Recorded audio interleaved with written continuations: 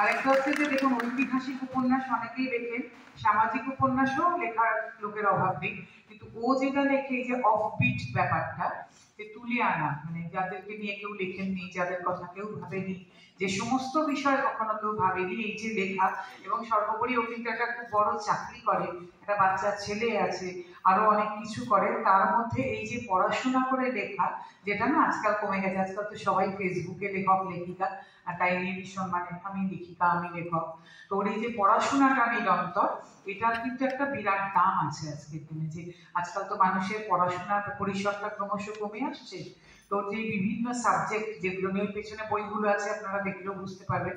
ওরা মানে আমি যেটাতে ইন্টারেস্টেড আমি বলি আর কি, আমি একটু রাজনৈতিক থ্রিলার, খুন, যখন আমি নিলাম এই জন্য হারিয়ে যাওয়া খুনিরা, তো আমি এই ধরনের বিষয়ে খুব ইন্টারেস্টেড। আপনারা কখনো ভেবেছেন যে যে হারিয়ে যাওয়া খুনিরা এদের নিয়ে লেখা যায়? ওর এই ধরনের সমস্ত লেখাও আছে, উল্লাসকর দত্ত যেমন আছেন তেমন এরকম লেখাও কিন্তু আছে। কাজে ওর কিন্তু এটাই ইউএসপি বলে না সেটা।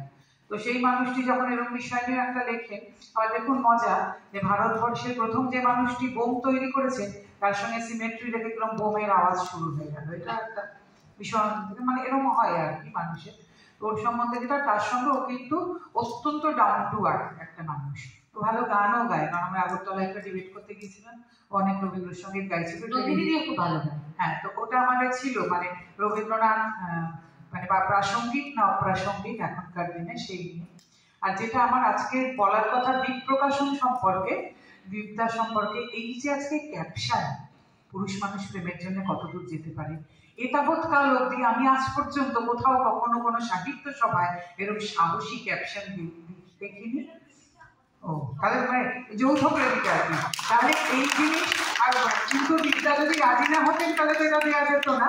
তাহলে এই সাহসী ক্যাপশনের মানে এই আন্দোলন এতদিনে সামান্য হলেও একটু এগিয়েছে, বুঝলেন?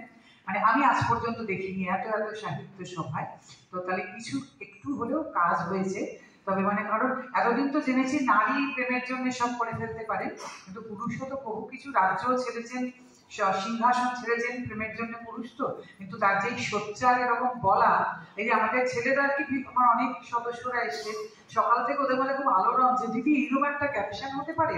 আর একটা ছোট কথা বলি, যে মানুষ তো স্পন্সর চায়, মানে আমায় কেউ স্পন্সর করুক। আজকে সকাল থেকে আমার কাছে না অনেকগুলো ফোন এসছে যে নন্দিনীদি আমরা একটা এরকম প্রোগ্রামে স্পন্সর করতে পারি না, আমরা যদি করতে পারি এরকম একটা স্পন্সর কোনো অনুষ্ঠানে, এরকম ধরনের একটা ইউনিক কিছু স্পন্সরে। তো সবটাই ইনোভেশন, বুঝেছেন?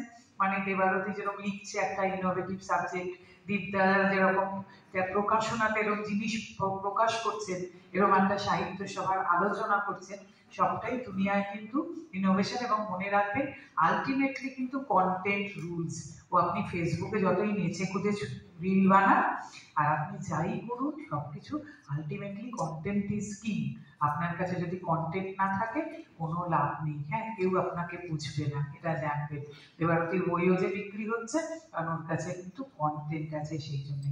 আর আজকে যতই আমাকে উৎসাহ, আমি পুরুষ নারী নির্যাতন নিয়ে কোনো কথা বলবো না, তবে কয়েকটা খুব ইম্পর্টেন্ট কথা বলবো।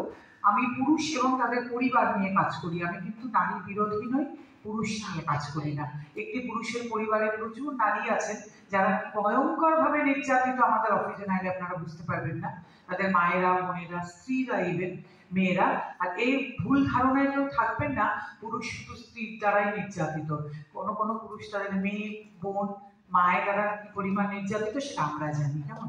আর মেয়েদের না আমি একটা কথা বলবো, আপনারা মেয়েরা যারা ইয়াং মেয়ে বিশেষ করে আছেন, যারা আমার বয়োজ্যেষ্ঠ, তাদের তো বলে লাভ নেই, এই নিজেদেরকে না স্ত্রী আর মার বাইরে অন্য কিছু ভাবতে শিখুন।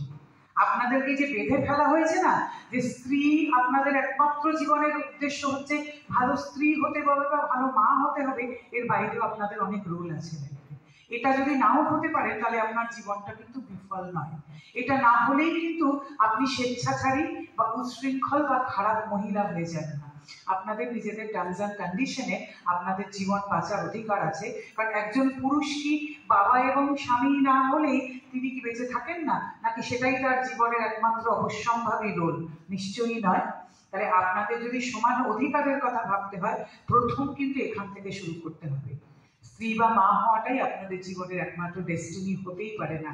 আর যারা এখানে মেয়েদের বাবা মা আছেন তাদেরকেও এটাই শেখাবো, মেয়েদের মাথায় এটাই ঢোকাবেন না যে স্ত্রী বা মা হওয়াটাই তাদের জীবনের একমাত্র ডেস্টিনি। আর এ ব্যাপারে মেয়েরাই সবচেয়ে অগ্রণী। তোর তো এখনো বিয়ে হলো না, ও মা এতদিন বিয়ে হয়েছে তো বাচ্চা হলো না।